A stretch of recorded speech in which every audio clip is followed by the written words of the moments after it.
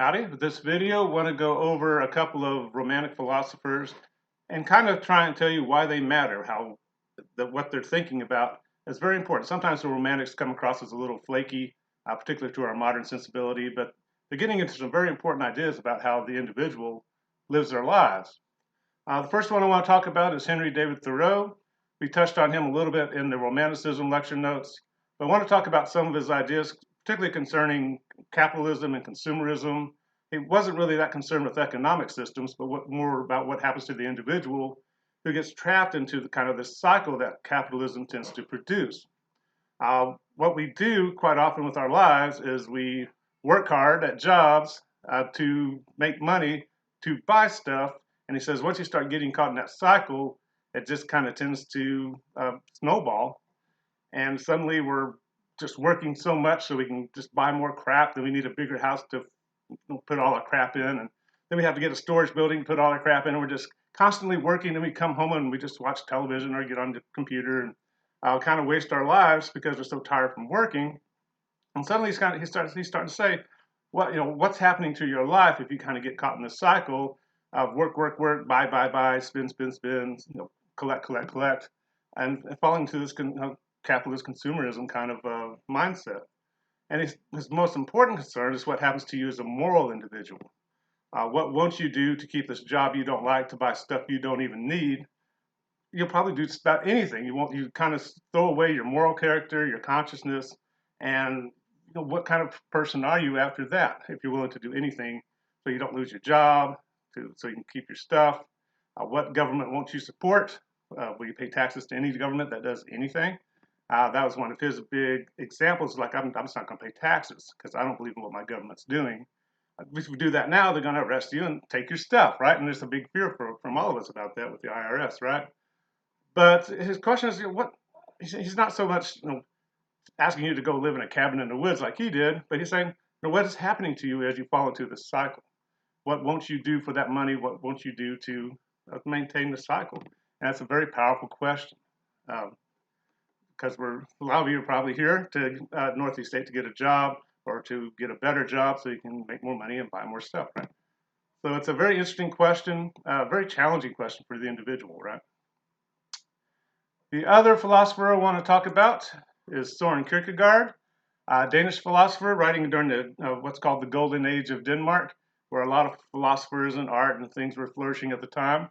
If you remember, Denmark's the little country above West Germany, actually Germany, I'm sorry, showing my age there.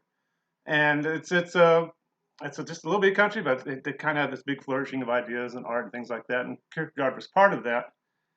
But he was a philosopher, and what he really got into when he read Socrates, or Plato to be more precise, and particularly Socrates' Apology, and Socrates in his Apology talks about this daemon, Daemon, this inner voice that he has that tells him when not to do something. It didn't really guide him through life, but just if he's about to do something wrong or something didn't sound quite right, this little voice would pop up and kind of say, hey, don't go that direction, whether it's with philosophy or action.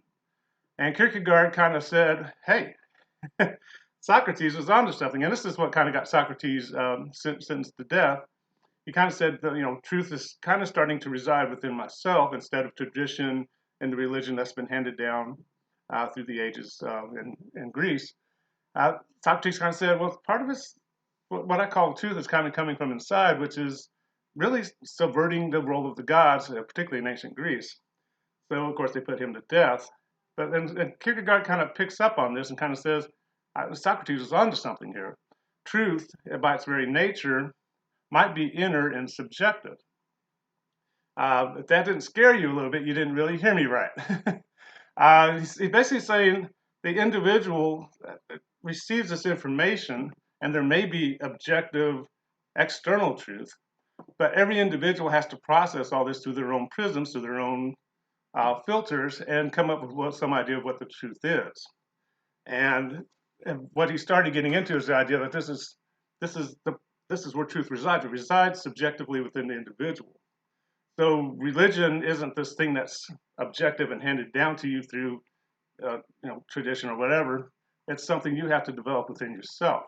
And every individual has a subjective relationship to God and it's kind of it's scary if you're a traditionalist or maybe a conservative. What are you conserving if you're a conservative, right? Probably this tradition and these teachings that have been handed down to us. And Kierkegaard says this isn't an easy thing to deal with. This is going to produce irony, angst, despair within the individual, but it also empowers the individual in a way where they're obligated to search out for this truth, find out what's true, what's not, and kind of produce this idea within themselves of what's really true and what's not. The example he'd like to use was the story of Abraham and Isaac. What? No. Remember, or if you don't remember, either way it's fine. But this is in Genesis 22, and basically Kierkegaard was a Christian theologist, trying to figure all this out within the Christian framework, which creates even more challenges for him because this intersubjective truth idea isn't going to fly very well with organized religion, right? But he's also saying, I look around and I see organized religion, and it's not really putting forth what I consider to be Christ-like ideas. It's just a tradition that's been handed down, and we're just kind of mindlessly going through it. And he's saying, real religion, real belief, real Christ-centered theology is centered on this intersubjective truth. And his example was Abraham and Isaac, where, if you remember, or if you don't, it's fine. But Abraham he gets this message from God, and God tells him, I want you to take your son and sacrifice him, make a sacrifice out of him. I want you to go on top of this mountain and create a burnt offering for me. In other words, he's telling Abraham, I want you to take your son to this mountain, stab him, and then set him on fire. It's a rough translation, but if he was in a court today, that's how we'd be discussing it, right? And Abraham does it. He loads up the donkeys, takes two of his servants, takes Isaac with him. They go to the mountain. He leaves the guys behind because if you start thinking about it, Abraham can't really tell other people what he's about to do, or they'd stop him. It's not okay to murder your child, right? But Abraham's like, no, I got this internal truth, this internal directive to commit this act. And he takes Isaac up there. Again, he has to leave those guys behind because, of course, they try and stop him. Gets ready to go, has the knife like this, and an angel comes and says, "Whoa, dude, stop!" And it just kind of ends there. And God says, "Well done," I guess, and then the Bible moves on. And it's kind of like there's no real internal dialogue with Abraham that we get to hear about. He doesn't talk about this with anybody. If you heard this voice say, "Hey, go kill your kid," and make a sacrifice of him, hopefully you'd ask somebody like, "Hey, I got a hypothetical for you." If God wasn't, and Abraham can't explain this to anybody, and Kierkegaard says that's it. that his truth is internal and subjective. It doesn't relate to established law or established morality, but Abraham has locked on to something very important here, and the story demonstrates that sense of internal subjective truth and our relationship with the deity. Of course, this passage is sometimes used by anti-religious folks, saying, "Hey, if you believe God would tell you to kill your son to satisfy his needs, maybe your religion's not what it should be." But Kierkegaard's saying, no, it's something a lot more deeper and more in tune with what truth actually represents.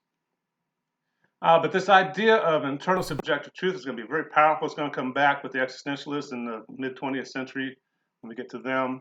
But also it had a lot of influence at the time. It's somebody like Karl Marx can look at an idea like this and say, hey, if truth is just internal and subjective, we can reinvent ourselves. We can reinvent economic systems. We can reinvent the world. It's just made up anyway. And of course, Kierkegaard's like, "Ooh, time out, bro." Marx is like, "No, I'm off on this one. I'm taking this to the limits," and of course he does. But hopefully you find that kind of interesting. Like I said, sometimes the romantics come across as a little bit flaky, but they're really getting into some very deep and very, very relevant questions for us today, and we're still struggling with these ideas in this class, I guess. But hope that helps a little bit to understand kind of why the romantics are so important.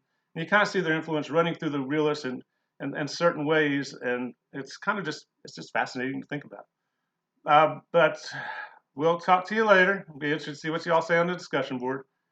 Bye-bye.